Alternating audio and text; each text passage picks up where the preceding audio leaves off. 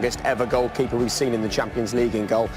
He conceded 4, so Napoli won 4-0. Liverpool 2-0 away from home means that they qualified top of the group. In the end, 13 points from 6 games for them. Just feat all season so far for Liverpool. It's looking so good for them. And actually, we now bring you Liverpool in the Premier League in a few days' time. You can see them at home to Watford.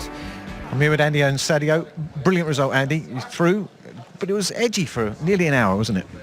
Yeah, look, we knew, they're trying to make history for their club. They've never been in the last 16, and they feel as if they're a Champions League team, and they're very confident in what they think they are and what they are. So, look, for us, it was all about coming here, riding that wave, and we had the biggest chances in the first 45. So it was up to us to be a wee bit more clinical, but we knew if we kept going, chances would come, and luckily we put them away. And then the lads defending as a whole team to keep a clean sheet when you need to is so important, and we worked our socks off to get that today. Sadio, things turned in the space of 100 seconds. Your first goal, of course, with setting up for Naby Keita, Liverpool's first goal, that was made in Salzburg. Yeah, obviously I think it was a really, really tough game today, and for sure we expect that, but yeah. And for sure, I think we managed the game the second half, and we create many chances, and Naby scored a wonderful goal. So I'm happy for him with his ex-club. So yeah, that's it. I think yeah, we deserve to win tonight, and we are happy for it. What was it like coming back here for you? Wow, Lil. Always nice to come back here because it's where everything starts for me, and I'm really grateful for this club and the fans, and as well. The people here, and yeah, sorry guys, but it's football. We have to deal with, and that's it.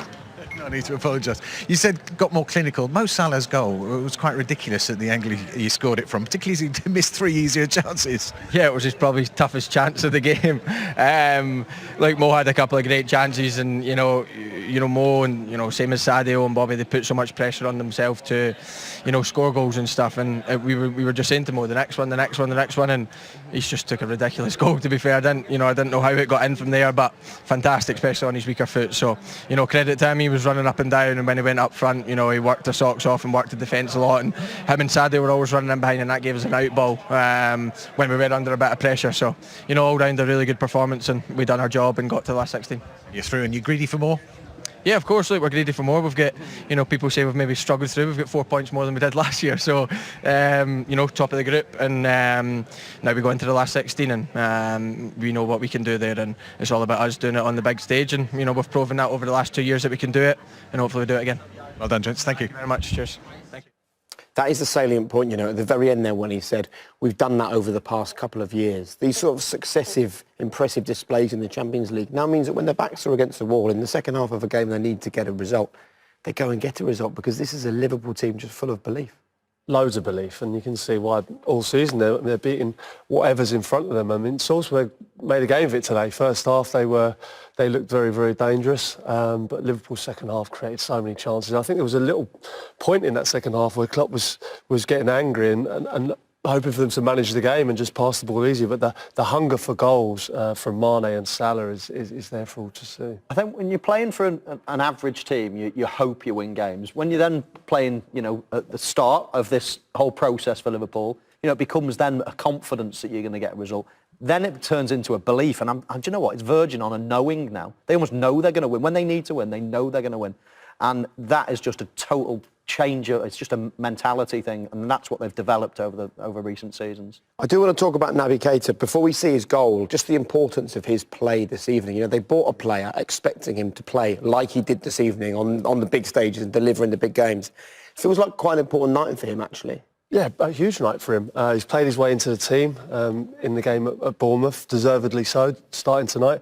He's a different player to the Milners or the Fabinho, who, at times in the first half I thought they missed. But Keita proved the fact that he played tonight. He got his goal, and he was a threat all evening with his passing and his route into the front three. Nice that they've got a nice mixture now. Yeah, as I say, he changes the way they play. Yeah, the Ox he can burst through with the ball. He can shoot from distance.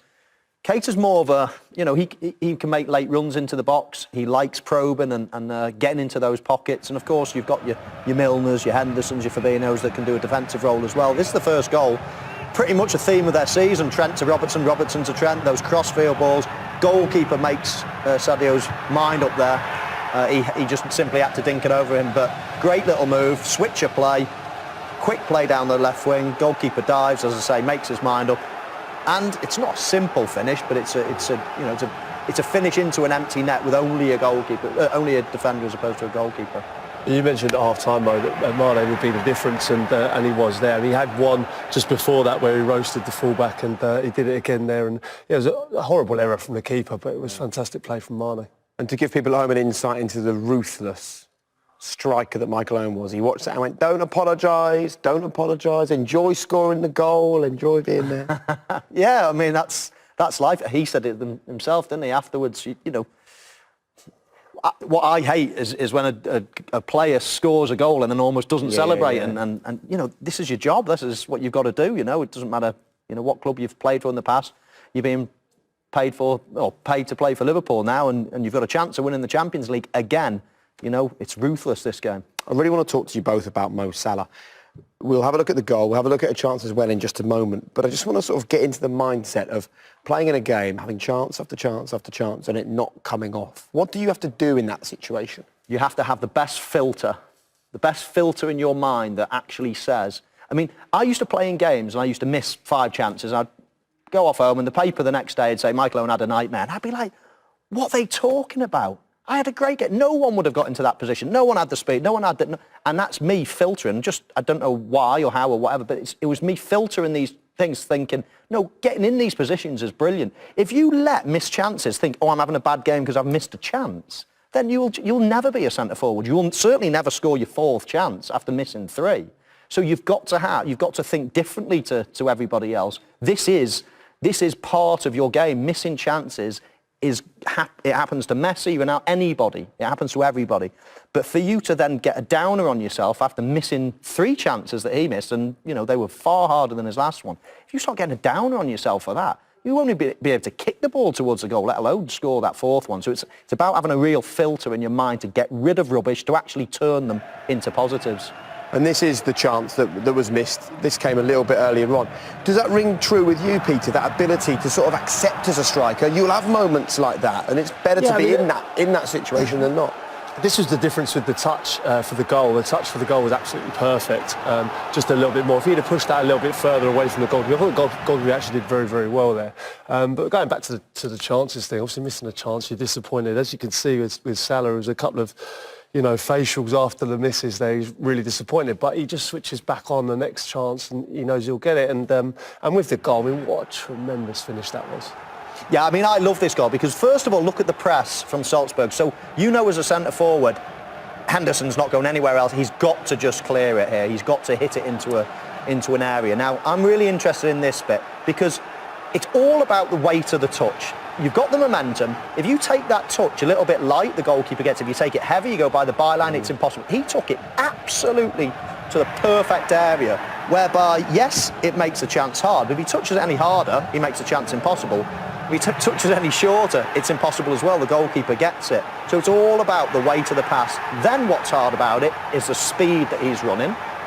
Added to that, it's on his right foot, and you can see we had a perfect angle there. The way it bends, it literally skims that first post and only just goes in the back post. So even though it looks like he's got maybe 2 or 3 yards to hit, he's probably only got 1.5 feet to hit with his weak foot running at pace. I mean, and if we can slow phenomenal. this down, this angle, if we can just watch this through relatively slowly, Peter, can you explain to us at what point he makes the decision to go around the keeper and shoot from a narrow angle? Does the goalkeeper force him? Yeah, the goalkeeper's made his mind up for him. You can see him out the corner of his eye coming towards him. All he's got to do is get the touch right. And so is that where he's now thinking, aha? He knows he's coming out. He can see it at the corner of his eye. I think the touch is so important, as Mo alluded to there. The touch is so important. Too big, it goes out of play, and too small, the goalkeeper gets it. So he's put it in the exact perfect position for him. And then having said that, though, the angle there to get it in, running at pace, I mean, I had no chance of getting anywhere close to the pace that he had. That looks easier now than it actually is. When you look at that, you think 3 yards?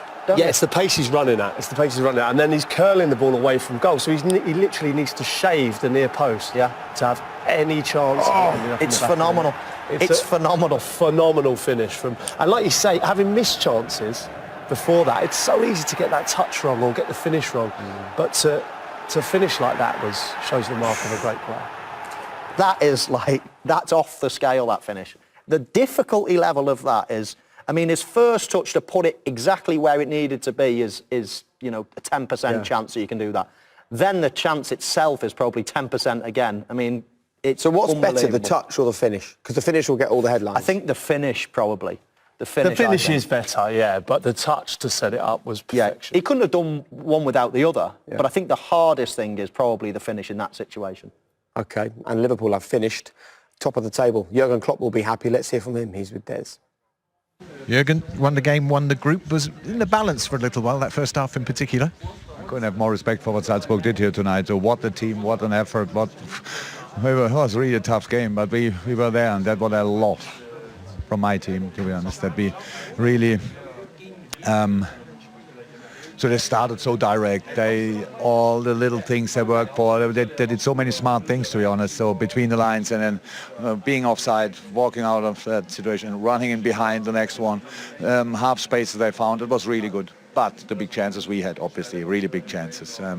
But how I said, well, they did a lot of things, but we were ready to defend it. So you cannot defend it always in the first moment, but then we did in the last line.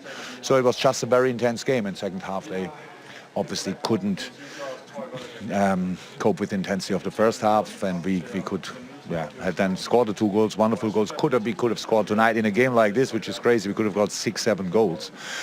But it's completely okay that we didn't do it. So we won the group, we won the game, all good. Naby Keita's goal, of course, was very important, set up by Sadio Mane, so it's a Salzburg goal in many respects.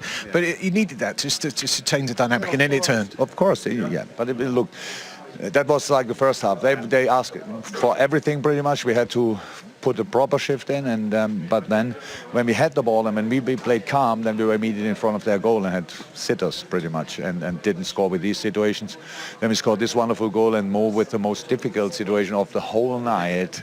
He scores that goal, so all good. That's what a striker has to do. Did you do geometry at school? Because we're still trying to work out how he did that one. It was crazy. No, I have no idea. But to be honest, with his quality, how he did one or two of the other situations, I have no clue as well. No, just great. That's how it is. It's on a perfect night, everybody can score goals, especially with the quality of the boys. But when it looks like, wow, that's not my night, and then staying on track and scoring, that is the big thing in football. Mission accomplished, and you head on. Yeah, absolutely. So that's it. Again, we hope Dejan is nothing serious. That's how it is. But all the rest, look, so many sensational performances, and especially showing again this kind of attitude. That's just great. It was a tricky one, but we did it, and I'm really happy about that. Congratulations. Thank you. Look, it was so important to get the result tonight. If we take a look at the next few fixtures, you kind of glance at them and think, yeah, they got a few games. But just to put these in context, tonight was the first of 5 games in 11 days in 4 competitions across 3 countries and 2 continents. I mean, that is the madness of this period in the year for Liverpool. But they go into it with such incredible confidence. And what a lovely feeling, just qualifying top of your group.